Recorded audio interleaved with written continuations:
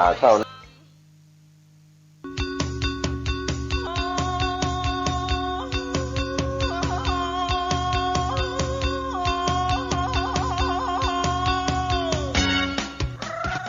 ข่าวสารเพื่อการประชาสัมพันธ์ขอเชิญชวนศรัทธานักศิลป์นักบุญทั้งหลายร่วมทำบุญฉลองถาวรวัตถุและเสนาสนะปล่อยหลวงฉลองสมโภชการก่อตั้งวัดวังสิงห์คำครบ149 ปีณวัดวังสิงห์คำตำบลป่าแดดอำเภอเมืองเชียงใหม่จังหวัดเชียงใหม่15 กุมภาพันธ์ช่วงเช้า 9 นาฬิกาเป็นวันถวายตาลจ้อตาลตุง22 กุมภาพันธ์ช่วง 19 นาฬิกาพิธีเจริญพุทธมนต์เทศนาธรรมสมโภช23 กุมภาพันธ์ 9 นาฬิกา 9 นาทีโอกาสเวียนตาลถวายสิ่งก่อสร้างถวายเครื่องทยทานแด่พระสงฆ์24 กุมภาพันธ์เป็นวันตกแต่งดาเครื่องทยทานวันหอมตาลวันเสาร์และวันอาทิตย์ที่25และ26 กุมภาพันธ์ 2566ตั้งแต่เวลา 9 นาฬิกาเป็นต้นไปคณะศรัทธาวัดวังสิงห์คำและหัววัดต่างๆแห่เครื่องทยทานเข้าร่วมทำบุญในโอกาสนี้ก็เชิญชวนศรัทธาสาธุชนร่วมทำบุญรับเป็นเจ้าภาพสังฆทานถวายพระมหาเถรานุเถระที่นิมนต์มาเจริญพุทธมนต์สังฆทานถวายหัววัดและขอเชิญชวนทุกท่านร่วมงานและร่วมทำบุญในครั้งนี้โดยทั่วติดต่อบริจาคร่วมทำบุญได้ที่วัดวังสิงห์คำ081-783-6540ได้ทุกวันก็เป็นงานบุญงานกุศลฉลองถาวรวัตถุและเสนาสนะปล่อยหลวงฉลองสมโภชการก่อตั้งวัดวังสิงห์คำครบรอบ149 ปีณวัดวังสิงห์คำตำบลป่าแดดอำเภอเมืองเชียงใหม่จังหวัดเชียงใหม่15 กุมภาพันธ์ถึง26 กุมภาพันธ์ขอเชิญท่านร่วมงานบุญนี้โดยพร้อมเพรียงกันลุงแดงเป็นเจ้าอาวาสสร้างโบสถ์สร้างวิหารศาลาบาทที่มุนหัววัดโฮมทำบุญประจำปีรำวงนำนาร่วมบริจาคสมทบทุนธนาคารออมสินพัฒนาวัดบ้านเหล่าเลขที่บัญชี020-291-574034อานิสงส์การสร้างและซ่อมแซมห้องน้ำถวายวัดจะส่งผลคลายทุกข์คลายโศกปราศจากโรคภัยสุขภาพแข็งแรงปัญหาอุปสรรคในชีวิตจะคลี่คลายไปด้วยดีติดต่อสอบถามร่วมทำบุญได้ที่พระครูภาวนาโสภิตฝ่ายวิปัสสนาโทร0969525159ได้ทุกวันก็เป็นโครงการกองบุญปลดทุกข์ที่ทางวัดบ้านเหล่าพระเจ้าตาเขียวตำบลบ้านเรือนอำเภอป่าซางจังหวัดลำพูนเชิญชวนผู้ใจบุญร่วมสร้างบูรณะห้องน้ำจะได้อานิสงส์อย่างยิ่งใหญ่เชิญท่านร่วมบุญนี้โดยพร้อมเพรียงกันข่าวสารเพื่อการประชาสัมพันธ์ขอเชิญชวนศรัทธานักศิลป์นักบุญทั้งหลายสวดมนต์ข้ามปีต้อนรับปี 2566 ตรงกับวันที่ 31 ธันวาคม 2565 เวลา 23:30 นาทีณสำนักวิปัสสนาทางสายเอกหลวงปู่มั่นดอยนางเมาะตำบลอ่อนกลางอำเภอแม่อ่อนจังหวัดเชียงใหม่มีกำหนดการ 23.30 น.จุดเทียนบูชาพระรัตนตรัยฟังธรรมการบรรยายโดยท่านเจ้าคุณประชานาถมุนีเจ้าสำนักวิปัสสนาทางสายเอกหลวงปู่มั่นดอยนางเมาะและพระอาจารย์ชาตรีเจ้าสำนักวิสุทธิวิปัสสนาบ้านแม่วองตำบลอ่อนเหนืออำเภอแม่อ่อนจังหวัดเชียงใหม่ 23:55 นาทีพระสงฆ์เจริญพุทธมนต์สวดมนต์ข้ามปีเวียนเทียนรอบพระเจ้าเปิดโลกปีใหม่เที่ยงคืนที่ลานเดินจงกรม11 ไร่ณสำนักวิปัสสนาทางสายเอกหลวงปู่มั่นดอยนางเมาะอำเภอแม่อ่อนจังหวัดเชียงใหม่ก็เป็นการสวดมนต์ข้ามปีเจริญภาวนาข้ามปี31 ธันวาคม 2565ตั้งแต่เวลา 23 นาฬิกาเป็นต้นไปทำพิธีสืบชะตาณวัดดอนจันทร์ตำบลท่าสาราอำเภอเมืองเชียงใหม่จังหวัดเชียงใหม่ช่วงเช้า 9 นาฬิกาวันที่ 1 มกราคม 2566เชิญท่านร่วมพิธีสืบชะตาณวัดดอนจันทร์ตำบลท่าสาราอำเภอเมืองเชียงใหม่จังหวัดเชียงใหม่โดยพร้อมเพรียงกันข่าวสารเพื่อการประชาสัมพันธ์ข ขอเชิญชวนศรัทธานักศิลป์นักบุญทั้งหลายในพื้นที่อำเภอฮอดและอำเภอใกล้เคียงร่วมในพิธีสวดมนต์ข้ามปีณวัดพระธาตุดอยอุบแก้วจามเทวีตำบลฮอดอำเภอฮอดจังหวัดเชียงใหม่ในค่ำคืนของวันที่31ธันวาคม2565สวดมนต์ข้ามปีเจริญภาวนาปฏิบัติธรรมจนถึงวันที่1 มกราคม 2566 โดยการนำของพระอาจารย์สวัสดิ์ทิตปัญโยประธานสงฆ์วัดพระธาตุดอยอุบแก้วจามเทวีตำบลฮอดอำเภอฮอดจังหวัดเชียงใหม่สมณศรัทธามูลศรัทธาสาธุชนทั้งหลายไปร่วมพิธีโดยพร้อมเพรียงกันข่าวสารเพื่อการประชาสัมพันธ์ขอเชิญชวนผู้ใจบุญร่วมบุญจัดซื้อที่ดินถวายวัดกู่มาปินร้าง300 ปีบ้านป่าขุยหมู่ที่3ตำบลสันปูเลยอำเภอดอยสะเก็ดจังหวัดเชียงใหม่เพื่อขยายพื้นที่วัดเพิ่มขึ้นเนื่องจากวัดมีพื้นที่น้อยจะทำการสร้างเป็นศาสนสถานที่ปฏิบัติธรรมสืบสานศาสนาต่อไปร่วมบุญได้ที่ธนาคารกรุงเทพเลขที่บัญชี772-015-2391ชื่อบัญชีวัดชัยสถานเพื่อบูรณะวัดกู่มาปินหรือติดต่อสอบถามร่วมทำบุญได้ที่พระครูประภัชชยคุณเจ้าคณะตำบลสันปุเรยเขต2วัดชัยสถานป่าเศร้าน้อย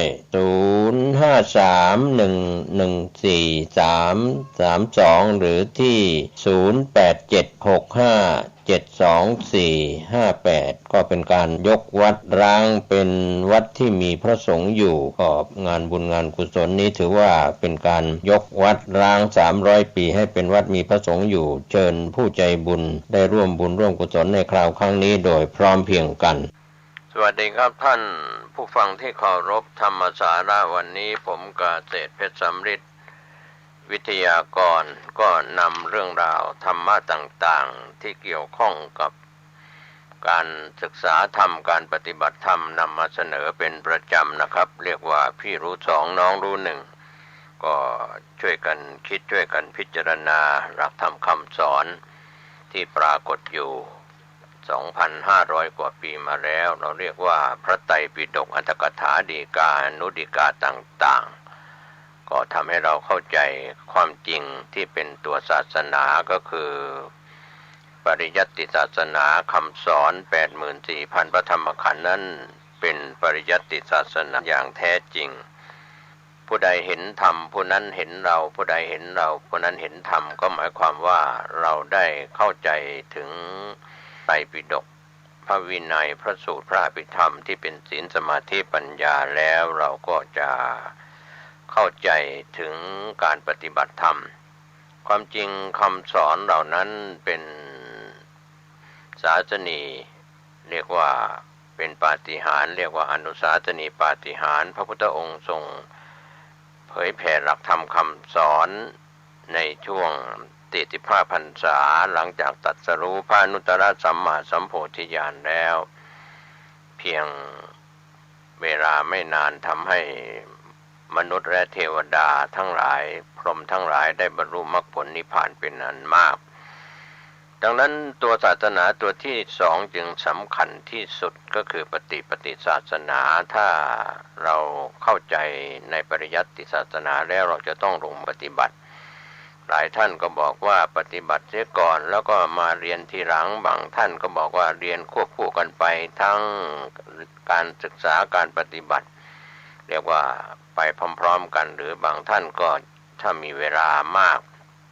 ไม่มีเครื่องกังวลต่างๆก็จะปฏิบัติธรรมด้วยการศึกษาธรรมปฏิบัติธรรมเป็นไปพร้อมๆกันก็แล้วแต่โอกาสแต่หลักธรรมคำสอนวันนี้ที่น่าจะพูดถึงกล่าวถึงก็คือเรื่องของพระไตรลักษณ์ซึ่งเป็นคำสอนที่เราก็คงเข้าใจกันดีอยู่แล้วว่าไตรลักษณ์นั้นเป็นลักษณะ3อย่าง3ประการที่เป็นความจริงปรากฏอยู่ในเรื่องของกายใจเป็นไตรลักษณ์เป็น ทุกขังทนอยู่ไม่ได้เป็นอนิจจังตั้งอยู่ไม่ได้เป็นอนัตตาบังคับบัญชาไม่ได้ก็คือกายใจของเราศึกษาดูแล้วก็ดูเหมือนว่าจะเข้าใจง่ายๆคำว่าทุกขังอนิจจังอนัตตาหรืออนิจจังทุกขังอนัตตาก็แล้วแต่เราจะเรียกในพระไตรลักษณ์ลักษณะของความเป็นจริงสามประการก็มาจากเหตุปัจจัยสภาวธรรมทั้งรูปทั้งนามเกิดขึ้นสภาวธรรมทั้งรูปทั้งนามตั้งอยู่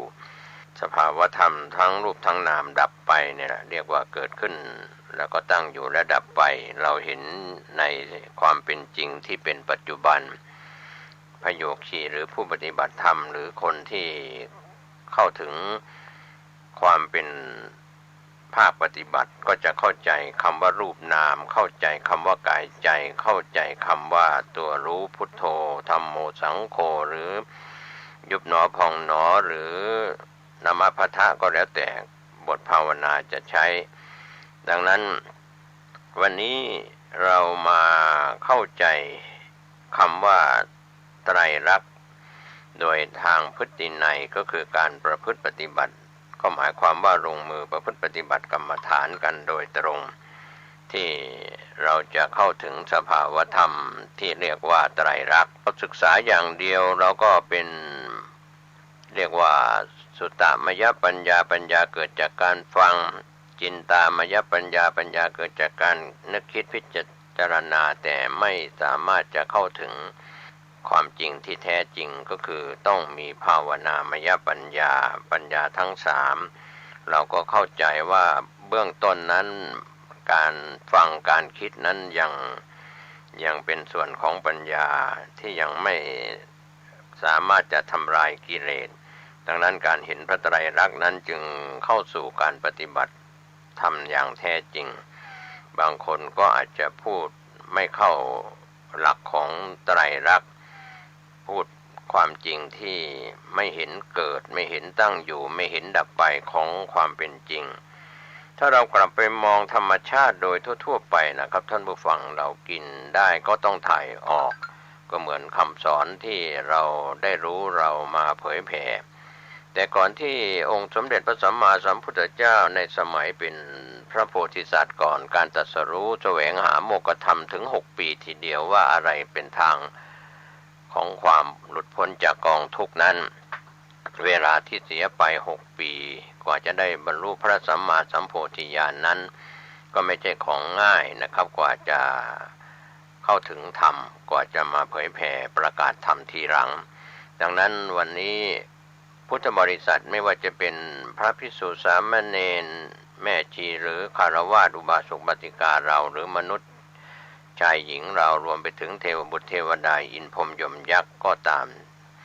ถ้าไม่ลงมือปฏิบัติก็คงจะไม่ได้ชิมรสของพระธรรม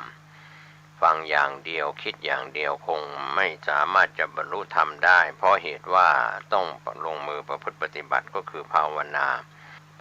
ก็คือเจริญสติในกายเวทนาจิตธรรมหรือในการบำเพ็ญศีลสมาธิปัญญาก็แล้วแต่เราจะเรียกดังนั้นวันนี้ถ้าเราไปดูพื้นฐานของการปฏิบัติ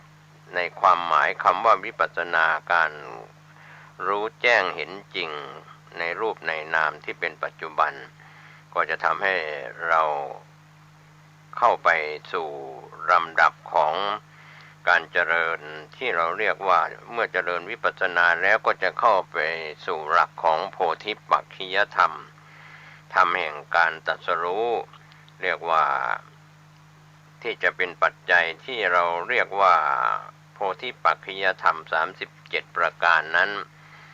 อันนี้ตามหลักปริยัติก็เห็นถึง37ประการแต่ในทางปฏิบัติก็คือข้อแรกก็คือสติปัฏฐาน4กายเวทนาจิตธรรมเรามีสติเป็นไปในกายในเวทนาในจิตในธรรมนั่นแหละเป็นการปฏิบัติธรรมในโพธิปักขิยธรรมประการแรกก็เรียกว่ากายเวทนาจิตธรรมพระวิปัสสนาจารย์ท่านจะสั่งจะสอนเรื่องของกายเวทนาจิตธรรมให้เราเข้าใจเพียงวิปัสสนาภูมิ6เบื้องต้นเท่านั้นแต่การที่จะลงมือปฏิบัตินั้นก็ต้องไปเจริญสติเป็นไปในกายในเวทนาในจิต และในธรรมดูเหมือนจะเป็นเรื่องที่พูดง่ายแต่ว่าปฏิบัติยากกายยืนกายเดินกายนั่งกายนอน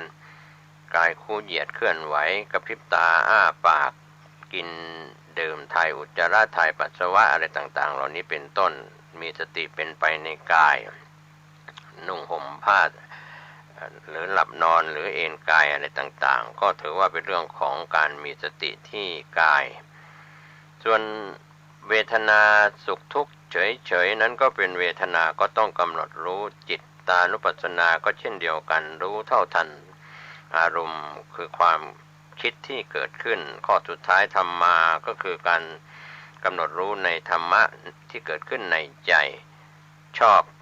ก็กำหนดรู้ไม่ชอบก็กำหนดรู้เฉยๆก็กำหนดรู้เกลียดชังอิจฉาริษยาก็กำหนดรู้เรียกว่ากายเวทนาจิตธรรมกำหนดสติปัฏฐานที่เป็นปัจจุบันอันนี้ก็เรียกว่าเป็นฐานของโพธิปักขิยธรรมทั้ง4ชุดแรกในตัวปริยัติถ้าเราศึกษากันแต่การลงมือปฏิบัติก็คือเจริญกายเดินจงกรมนั่งสมาธิไปเลยก็ภาวนาไปเรื่อยๆตามกำลังอินทรีย์พละของแต่ละคนแต่ละท่านส่วน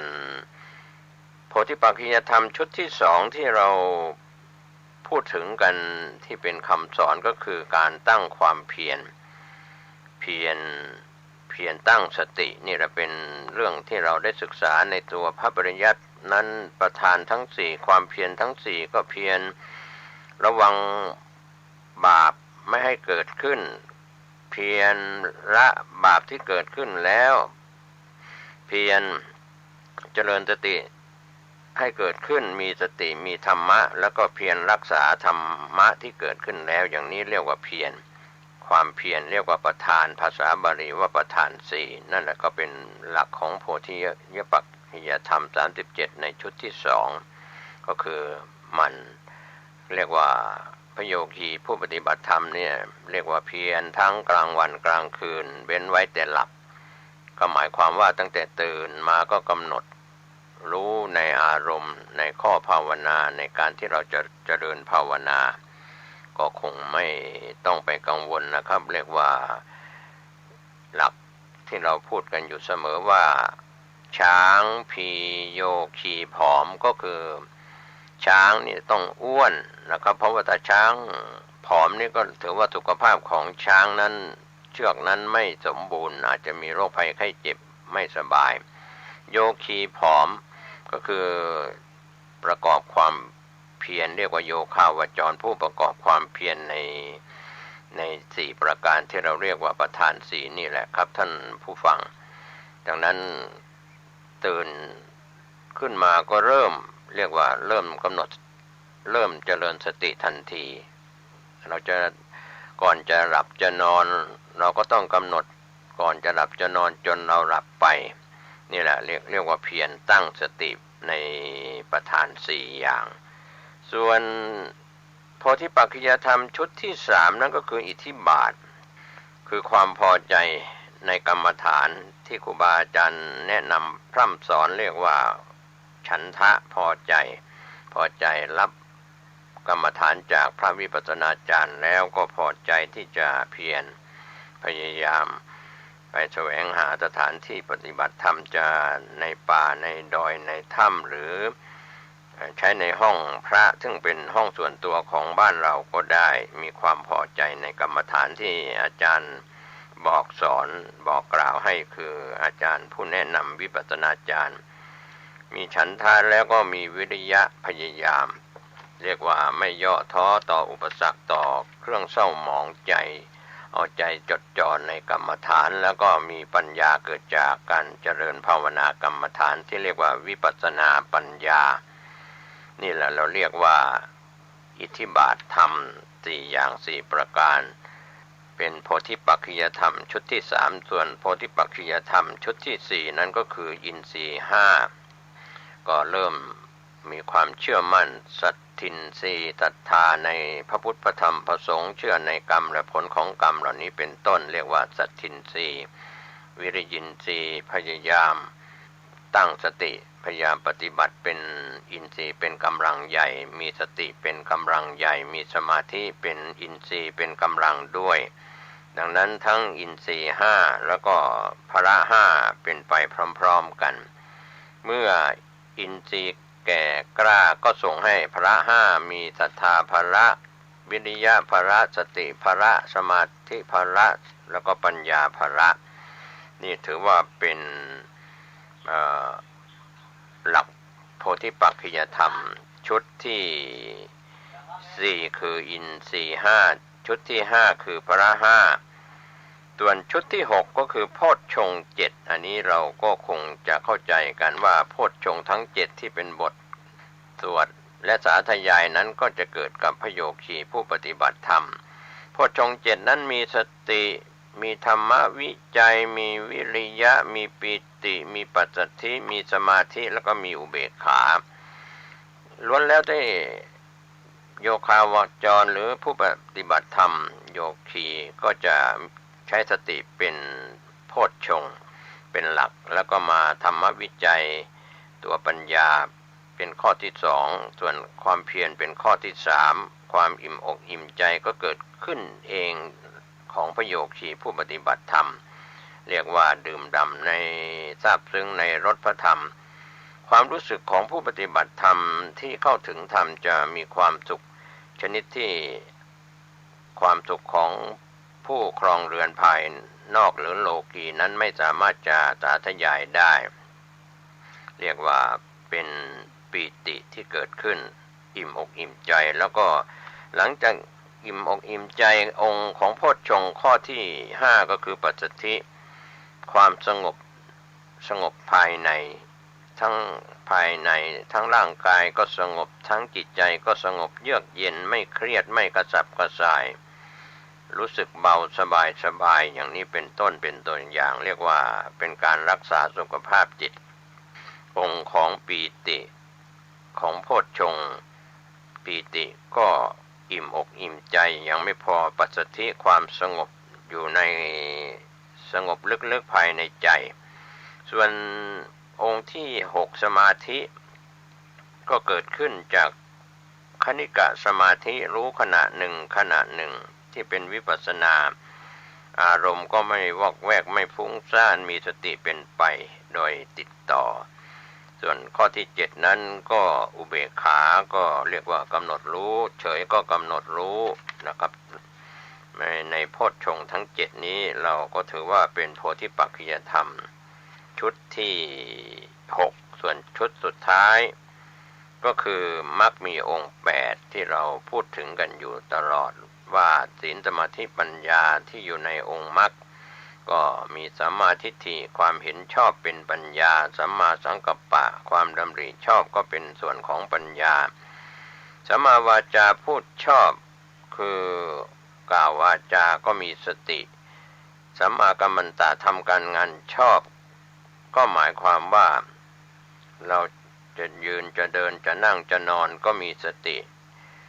สัมมาอาชีวะเลี้ยงชีพชอบเราทานอาหารหรือเราถ้าเป็นพระคุณเจ้าก็ฉันอาหารทุกคำกลืนทุกคำข้าวก็มีสติเป็นสัมมาอาชีวะก็เป็นส่วนของศีลนะครับสัมมาวาจาสัมมากัมมันตะสัมมาอาชีวะทั้ง3นี้เป็นส่วนของศีลส่วนของสมาธิก็คือสัมมาวายามะความพยายามสัมมาสติที่เราระลึกคือมีสติอยู่ตลอดเวลาสัมมาสมาธิจิตใจตั้งมั่นชอบเหล่านี้ก็เราจะย่อว่าสัมมาทิฏฐิความเห็นชอบสัมมาสังกัปปะดำริชอบเป็นตัวปัญญาสัมมาวาจาสัมมากัมมันตะสัมมาอาชีวะเป็นศีลสัมมาวายามะสัมมาสติสัมมาสมาธิเป็นตัวปัญญาเป็นตัวสมาธินะครับเอาปัญญาไปไว้ต้นสององค์มรรคสัมมาทิฏฐิสัมมาสังกัปปะส่วนศีลนั้นอยู่กลางสัมมาวาจาสัมมากัมมันตะสัมมาอาชีวะส่วนสมาธิสุดท้ายก็คือเพียรชอบสัมมาวายามะสัมมาสติแล้วก็สัมมาสมาธินี่แหละเป็นโพธิปักขิยธรรม37ประการ ที่พูดถึงในคำว่าธรรมที่จะได้ตรัสรู้ก็มีสาธยายกันถึง37ข้อ37ประการเรียกว่าโพธิปักขิยธรรมอันนี้ก็เป็นส่วนที่เราขยายตามหลักของปริยัติส่วนในทางปฏิบัตินั้นก็คงเจริญภาวนากรรมฐานไปตามพระวิปัสสนาจารย์ที่สอนแล้วก็สอบอารมณ์กันเป็นประจำทั้งทวนญาณและก็ในการสอบอารมณ์ประจำวัน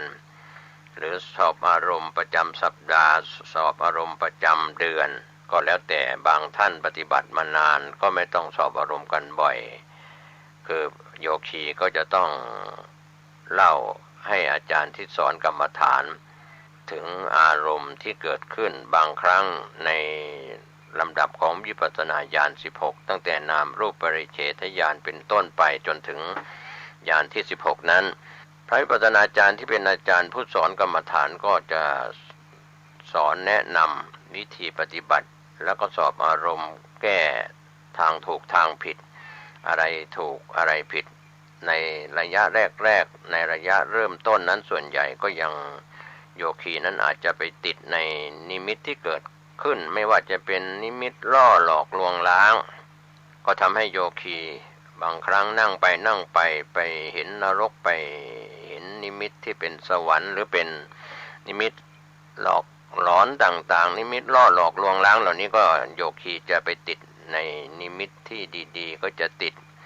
ไม่กำหนดรู้เผลอสติในนิมิตที่เกิดขึ้นไม่ว่าจะเป็นนิมิตล่อหลอกลวงล้างของโยคีผู้ปฏิบัติธรรมในระยะแรกเริ่มใหม่ๆส่วนใหญ่ผู้ปฏิบัติธรรมไม่เข้าใจก็คิดว่ามีบุญแล้วมีวาสนาแล้วมีอะไรดีๆแล้วพอปฏิบัติได้ใหม่ๆก็ไปเห็นนิมิต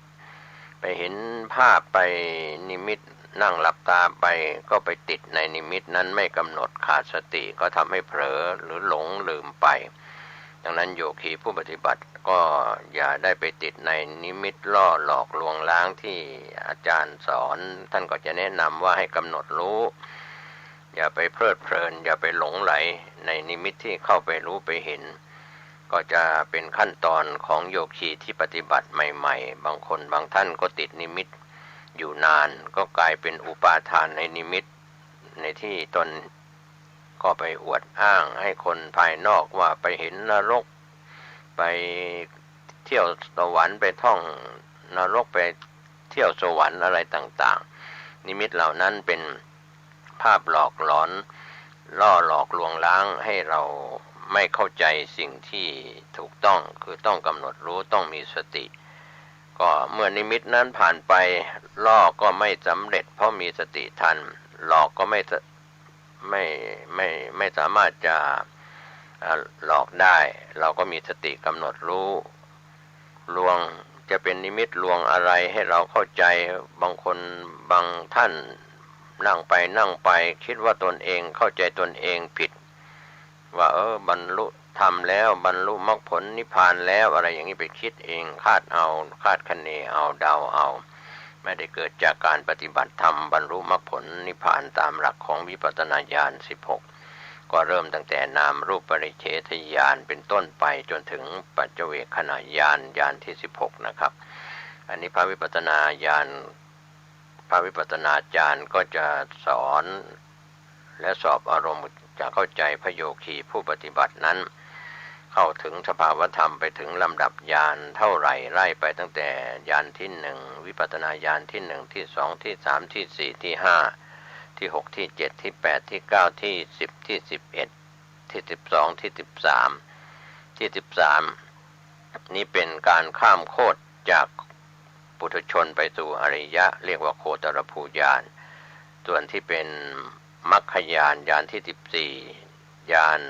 ที่15ผลญาณนั้นเป็นอริยโคตรแล้วก็ปัจเจเวคขณญาณที่16ก็พิจารณาว่าตนเองได้บรรลุโสดาปัตติมรรคโสดาปัตติผลสกิทาคามีมรรคสกิทาคามีผลอนาคามีมรรคอนาคามีผลอรหัตมรรคอรหัตผลแต่การข้ามโคตรจากปุถุชนไปสู่อริยะนั้นก็มีครั้ง แรกครั้งเดียวคือข้ามโคตรจากปุถุชนไปสู่การเป็นพระโสดาบันนี่แหละเรียกว่าอริยโคตรก็ตั้งแต่ญาณที่14 15เป็นต้นไปนะครับส่วนปัจเจเวคขณะญาณนั้นก็พิจารณาว่าได้บรรลุมรรคผลนิพพานแล้วเป็นพระโสดาบันสกิทาคาอนาคาหรือเป็นพระอรหันต์อะไรก็แล้วแต่จะเข้าใจในสภาวธรรมดังนั้นขั้นตอนของปุถุชนก็คือต้องฟัง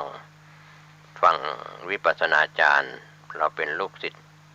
ต้องมีครูต้องฟังอาจารย์จะสอนแล้วก็สอบอารมณ์เพื่อชี้ทางถูกชี้ทางถูก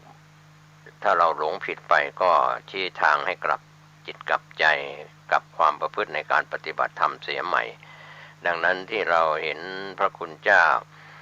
ในยุคอดีตจนถึงปัจจุบันอาจจะเห็นพระคุณเจ้าเดินธุดงค์ไปยังมีหลงเหลืออยู่แต่สมัยก่อนนั้นก็เดินธุดงค์ไปเพื่อแสวงหาสถานที่ปฏิบัติธรรมจะเป็นถ้ำเป็นป่าเป็นดอยเป็นหมู่เกาะอะไรก็แล้วแต่นะครับไปแสวงหาที่วิเวกสงบเพื่อการปฏิบัติพระกรรมฐานแต่ดอยหรือสถานที่วิเวกโดยธรรมชาติในขณะนี้ก็ลดน้อยลงไปดังนั้นหลายคนหลายท่านก็หันมารณรงค์ปลูกต้นไม้ทดแทนในเป็นต้นไม้ในบ้านต้นไม้ในสวนต้นไม้ที่เกิดขึ้นเป็นธรรมชาติก็จะมีความร่มรื่นในการที่จะเป็นสถานที่ปฏิบัติธรรมไม่ว่าพระคุณเจ้าท่านก็เป็นวัดป่านะครับรักษาป่าไม้ธรรมชาติเป็นวัดป่าที่เราเรียกว่าอรัญญวาสีวัดที่เป็นวัดป่าส่วนคามวาสีวัดที่เป็นอยู่ใกล้บ้านนั้นก็อาจจะ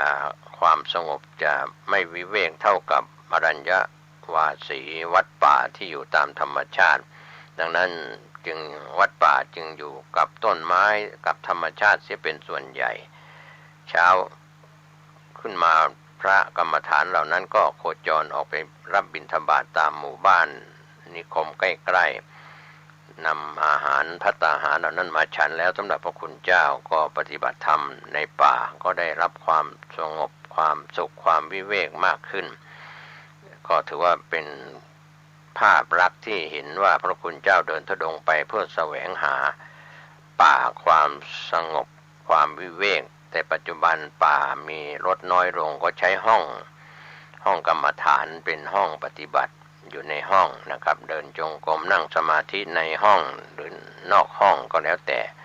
พโยคีก็จะใช้การเจริญสติปัฏฐานทั้ง4กายเวทนาจิตธรรมนั่นแหละเป็นหลักครับก็ถือว่าโพธิปักขิยธรรม37ประการวันนี้ที่ผมเกษตรเพชรเล็ดนำมาบรรยายโดยย่อๆในรูปแบบของการปฏิบัตินั้นเมื่อท่านเข้าสู่การปฏิบัติวิปัสสนากรรมฐานแล้วท่านก็จะเข้าใจขอทุกคนทุกท่านได้อบรมอินทรีย์อบรมภละในส่วนของโพธิปักขิยธรรมทั้งหลาย37ข้อ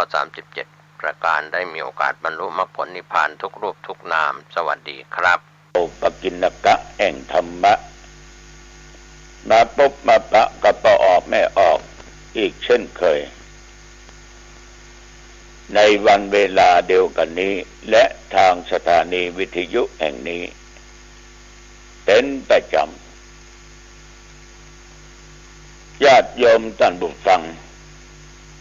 อาตมาภาพต้องขอบใจที่ท่านทั้งหลายติดตามฟังรายการนี้แต่ว่าไปประยมหลายท่านหลายคนบอกว่าหลวงปู่ข้าเจ้าฟังกูเจ้านื่อนะอย่างแม่สะอาดศรีนวลอินนี่ก็บอกว่าฟังกูเจ้าฟังกูเวลาหลายที่ก็ต้องขออนุโมทนาเป็นอย่างมากเอาละก่อนที่จะได้ได้จ่าตะกินนกะต่างๆเอามาไหว้พระสวดมนต์กันเนาะถวายพระพรชัยมงคลแก่พระเจ้าองค์พาอันเป็นที่ฮักเป็นที่นับถือของพี่น้องญาติโยมทั้งหลาย ซึ่งขณะนี้ตัวท่านนั้นประชวรอยู่ก็ตั้งอกตั้งใจเนอะอะระหังสัมมาสัมพุทโธภควาพุทธังภวันตังอภิวาเทมิกราบพระพุทธเจ้าสวากขาโตภควตาธัมโมธัมมังนัมมัสสามิกราบพระธรรมสุปฏิปันโนภควโตสาวกสังโฆสังฆังนัมมามิกราบพระสงฆ์นะโมตัสสะภะคะวะโตอะระหะโตสัมมาสัมพุทธัสสะนะโมตัสสะภะคะวะโตอะระหะโตสัมมาสัมพุทธัสสะนะโมตัสสะภะคะวะโตอะระหะโตสัมมาสัมพุทธัสสะพุทธังสรณังคัจฉามิธัมมังสรณังคัจฉามิสังฆังสรณังคัจฉามิตุติยัมปิพุทธังสรณังคัจฉามิตุติยัมปิธัมมังสรณังคัจฉามิตุติยัมปิสังฆังสรณังคัจฉามิตติยัมปิพุทธังสรณังคัจฉามิตติยัมปิธัมมังสรณังคัจฉามิตติยัมปิสังฆังสรณังคัจฉามิโพชังโคสติสังฆาโตธัมมานังวิจโยตถาวิริยัมปิติปัสสติโพชังคาจะตถาปะเรสัมมาทุเตขะโพชังคาสัตเตเตสัพพะทักสินามุนินาสัมมาทักกาตาภาวิตาภาอุลิกาตาสังวัตตันติอภิญญายะนิพพานายะจะโพธิยาเอเตนะสัจจวัชเชนะโสธิเตโอตุสัพพัทธาเอกัสสมิงสัมมาเยนะโทมุขันลานัญจากัสสัพพังกิลานเนทุกขิเต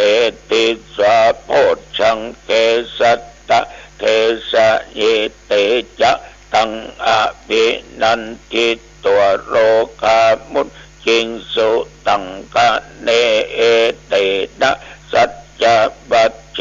นะโสธิเตโหตุสัพพะทาเอกะทาธัมมราชาปิเกลันเยนะปิปิริโตจุนทัตถิเลนะตัญเยบะปันนาเปตัวนะสาธารังสัมโม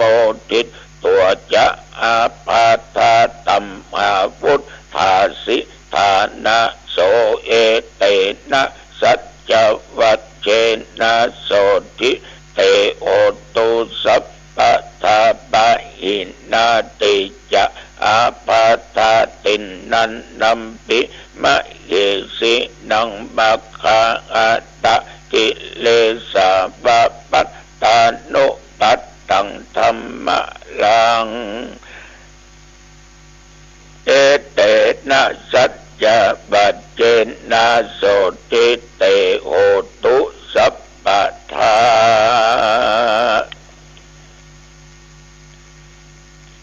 ขอญาติโยมจงต ตั้งจิตเป็นสมาธิแล้ว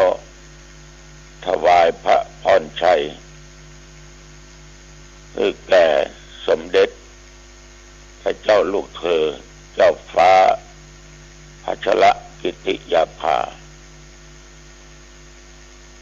ขอพระองค์นั้นทรงหายจากอาการพระประชวรมีพระสุขภาพพระมัยอันแข็งแรงพระองค์ได้เกษมสำราญมีพระชนมายุยิ่งยืนนานโดย120 พรรษายิ่งขึ้นไปขอถวายพระพรกรมอุตุได้ประกาศบอกว่าระยะนี้วัดหนองตองตำบลหนองตองใกล้เคียงหายห่วงเด้อหรอกจะบ่มีฝนตกตั้งแต่ตะวันมาถึงปัจจุบันนี้ก็บ่ตกลมแรงก็จักบ่มีแต่ระวังเด้อมันเปลี่ยนฤดูเว้ยนะบึนฮ้อนบึนหนาวบึนหนาวบึนฮ้อน2 วันมาเนี้ยที่ผ่านมาเนี้ยอากาศร้อนในตอนกลางวันตกค่ำตกมืดมาถึงตอนกลางคืนตอนเช้าอากาศก็จะเย็นนี่นะจะหนาวจะเย็นมันอย่างเงี้ยเนี่ยร้อนหนาวมักจะทำมือคนเฮานี่บ่ค่อยสบายเน้อพอออกไม่ออกเป็นหวัดเป็นจามเป็นไอกันสะปะสะเปดพระเจ้าวัดหนองตอง2-3 วันวันนี้ก็เจอเหมือนกันแต่ก็ดื่มน้ำร้อนแล้วก็ฉันยาออกกำลังกายหวกอุดังตัวเก่าละหลายเตื้อมันต้องมีเพราะเอาประมาทกาดเอาบตกก็ออกไม่ออกญาติโยมท่านผู้ฟังก็ต้องอย่าประมาทก็แล้วกันขอบใจนักขอบใจหลายๆต่อคณะศรัทธาญาติโยมบอกว่าในหัวในเวียงบ้านนอกขอกนาทุกสารทิศอาตมาก็มีมิตรในทางธรรมเกิดขึ้นเยอะแยะไปถึงอันที่นี่ก็มีญาติโยมอุจาให้ฟังว่าฟังธรรมะจากท่านพระครูคู่เจ้าคู่เย็นบางวันก็ฟังแต่ไม่เจ้าฟังได้สบายต้องขอบใจเป็นอย่างมากแต่ว่าไปวัดดอยแก้วเนี่ยไปเส้นพืชสวนโลกเมื่อเอาไปถึงที่ในหันทางตรงที่จะเข้าไปแอวพืชสวนโลกไปทางซ้ายจะสวนสัตว์ไปทางขวาจะขึ้นวัดพระธาตุดอยคำเส้นนี้ญาติโยมคนขึ้นนักรถสองตราบข้างทางนั้นเอาจะหันว่าแม่ตาปอกกาขายดอกมะลินักถามเพิ่นว่าเพิ่นมาขายไงอย่างเพิ่นเอาไปแก้บนนี่หรอ เอาไปกราบไปไหว้ไปสาพระเจ้าทันใจที่วัดดอยคำยิ่งใกล้ปีเก่าจะเข้าปีใหม่เนี่ยคนนักญาติโยมโลวัดดอยแก้วไปอีกเส้นหนึ่ง แล้วก็จะมีหนทางเลี้ยวขึ้นไปวัดอยู่ในป่ามีท่านพระครูสถิตเจ้าคณะตำบลหนองควายเจ้าอาวาสอยู่วัดดอยแก้วมีตัวเจ้า4-5 ตนเป็นวัดเก่าวัดแก่วัดหนึ่งแต่ว่าตุหลวงปั้นสืบชะตาทำบุญอายุกาได้66 เต็ม67ย่างต้องขอบใจต่อศรัทธาเตการอุปถากอุปถัมภ์ท่านพระครูเป็นเจ้าภาพหมดนิมนต์ตุเจ้าไปเจริญพุทธมนต์สืบชะตากันอาตมาภาพก็ไปหันคงชะตาญาติโยมก็หันทำไมจึงมี4 เสาเอาไม้มาสุ่มกัน4 เสา4 เล่มอันนั้นมันมีความหมายคือพุทธบริษัท4 เสาหนึ่งคือตุเจ้าเสาที่ 2ภิกขุณีเสาที่ 3หมายถึงโยมปัจจัยคือบาศกเสาต้น4หมายถึงโยมไม่ยิงคืออุบาสิกา4 เสาเนี่ยญาติโยมมันมั่นคงเพราะว่าไม้เนี่ยมาสุ่มกันมันตึงบะก้นมันตึงบะล้มแต่ถ้าเสาในเสาใดเอาออกไปเหลือ3ยังมั่นอยู่เหมือนเป็นสืบชะตาญาติโยมเนี่ยจะมี3ก็คือพ่อแม่ลูกเต้าพ่อแม่ลูกเต้า3 ต้นนี้ยังมาสุ่มกันอยู่มันบะล้ม4 ต้นถ้ามันเหลือ2เหลือกัตุเจ้ากับภิกษุณีเนาะ ล้มแน่เหลือกัตุเจ้ากับอุบาสกล้มแน่3 เสาถ้าเหลือ2ล้มแน่ป่อเมาเหล้าเมาเล่นเมาเอี่ยวบรรยากาศบรรยางานมัวขี้ขานบ้านเดือดร้อนแน่ยิ่งเหลือเสาเดียวสมัยถ้าบขุดหลุมฝังนะมันตึงล้มมันตึงกลฉะนั้นญาติโยมไปหันแล้วก็เป็นปริศนาปัญหาธรรมอย่างใดอยู่ด้วยกันต้องฮักกันสมัครสมานสามัคคีกันแต่มาก็โอวาทศีลอย่างเรียบร้อยก็เลยเดินทางมาเป็นประธานยกเจ้าฟ้าวัดยังคำน้อยวัดสุวรรณประดิษฐ์ใกล้ๆกับถนนสายสันบะตองห่างดงเชียงใหม่เอาล่องไปจะมีขวามือขึ้นไปจะมีซ้ายมือนั่นก็สืบชะตาเหมือนกันมี4 เสาเช่นเดียวกันปอนเรียบร้อยก็ออกไปลานบัดไปยกจ่อฟ้ายอดปลายจ่อฟ้าเนี่ยมันขึ้นไปตรงบนเป็นจ่อไว้มันตึงมันงามดีญาติโยมเอาพอแล้วท่านทั้งหลายต่างมีความสุขม่วนอกม่วนใจยิ้มแย้มแจ่มใสกันถือว่าเป็นการทำบุญอันยิ่งใหญ่ได้ร่วมยกช่อฟ้า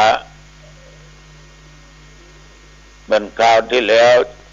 ยมบ้านรักษัตริย์เชียงใหม่ก็ได้ไปยกช่อฟ้าที่คุณยมเป็นเจ้าภาพเมื่อข่าวทอดผ้ากฐินมันม่วนอกม่วนใจนะยอดมันจี้ขึ้นบนฟ้าเราไปทั้งสูงโล่งเหมือนจิตใจของเราทุกคนต่างมีศีลมีธรรมเป็นคนใจสูงถ้าคนมีศีลมีธรรมก็เป็นคนใจต่ำก็ออกไม่ออกญาติโยมทั้งหลายฉันเข้าที่หันเรียบร้อยแต่มาต้องไปวัดสันปุเลยเพื่อแม่แต่งมันมีงานพระราชทานเพลิงศพอดีตเจ้าคณะอำเภอซึ่งอายุของท่านก็58 59ยังเป็นละอ่อนนุ่มละเฮาลูกขี่รถเข้าไปปลดต้องหันประสาทตั้งตางานสูงขนาดยองบนหลังนกหัสดีลิงจะไปถามตุเจ้าถามศรัทธาว่าอันนี้เท่าใดนะ300,000ดีน้ำก็บอกน้ำครับก็ได้ก็อาตมาภาพเคยอู้จากับญาติโยมวัดหนองตองว่าถ้าตายห้ามเด็ดขาดบ่เอานกบ่เอาประสาทเนี่ยเนอะต้นลุงเขาเผาธรรมดาเนี่ยล่องก็มีแล้วถ้าไผ่ขปิดทองล่องคือก็เป็นเจ้าภาพได้แล้วเนอะไป3 วัน5 วัน7 วันถึงวันนี้ก็แบกลงจากวิหารก็วางบนกองหลวงหน้าวิหารเผาเลยโอ้ถึงนกอัศดีลิงเนาะตัวเป็นตัวนกหัวเป็นหัวช้างก็ออกไม่ออกอาตมาได้ขี่มันมา2 เทื่อแล้วหรอมีตุเจ้าที่ไหนได้ขี่นกอัศดีลิงเมื่อตายไม่ตุเจ้าหนองตองเนี่ยงานศพท่านสาธุเจ้าวัดต้องฝ่ายและสาธุเจ้าวัดสว่างอารมณ์นะก็ส่องศพเนี่ยเหมือนละว่าเนี่ยเป็นตุเจ้าหนุ่มตุเจ้าน้อยเสียงดีราตนาศีลราตนาธรรมอย่างนี้นะปันศีลปันปอนอย่างดังเบนตานก็เสียงดังปั้นเลยนิมนต์ว่านิมนต์ครูบาวัดหนองตองนั่งบนหลังนกอัศดีลิงเนอะก็ไปนั่งที่คอมานะเขาแปลงไว้กว้างหรอกเอาอาสนะไว้ลากจากประตูวัดมาที่สนามโรงเรียนแก้ไก่นะใช้เวลาลาก2 ชั่วโมงไปจะมาก็ถือคำปีอีกวัดหนึ่งนั้นก็ได้ชี้ให้เหมาะจากวัดมาปัจจาฝนตกสิกลัวอย่างเดียวกลัวประสาทหรือล่องที่บนหลังประสาทนั้นล่อลงมาเนี่ยได้ขี่แล้วนกอัศดีลิงโดยบอกชะตาชาวบ้านว่าถ้ากูตายมาเอาเลยนะกูขี่มาละก็ดังที่โอ้ดิจาญาติโยมทั้งหลายได้ฟังกัน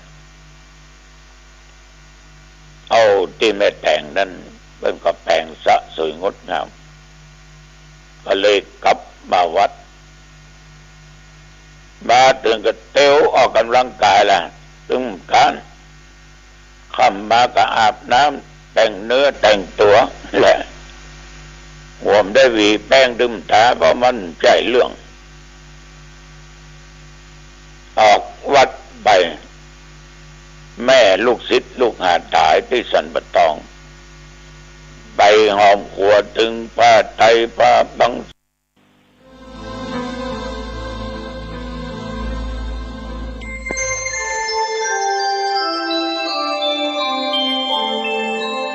ขณะนี้ท่านกำลังฟังสถานีวิทยุกระจายเสียง FM 104.5 เมกะเฮิรตซ์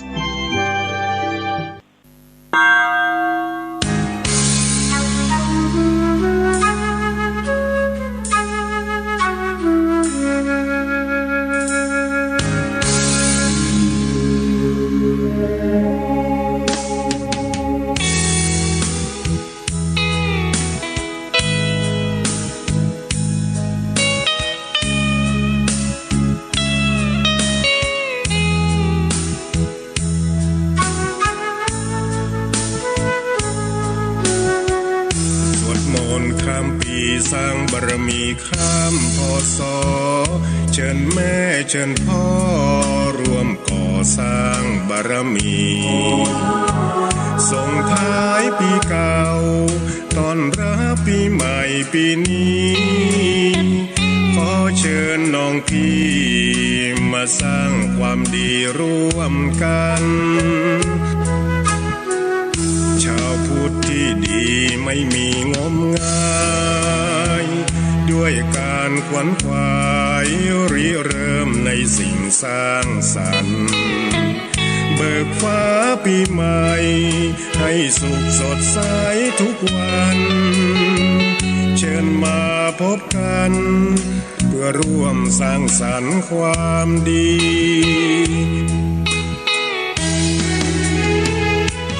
ทุกใดที่มีในใจของเราความโศกความเศร้าที่คอยเผาใจนานปีจงมาลายหายสูญด้วยคุณพระชินสีอีกทั้งทุกโศกโรคภัยที่มีอย่าได้ราวีตลอดปีและตลอดไปสวดมนต์ข้ามปีสร้างบารมีข้ามพศอย่าได้รีรอมาเสริมต่อสร้างสุขทางใจสมเป็นชาวพุทธบริสุทธิ์สะอาดสดใสเชิญพากันไปไหว้พระสวดมนต์ข้ามปี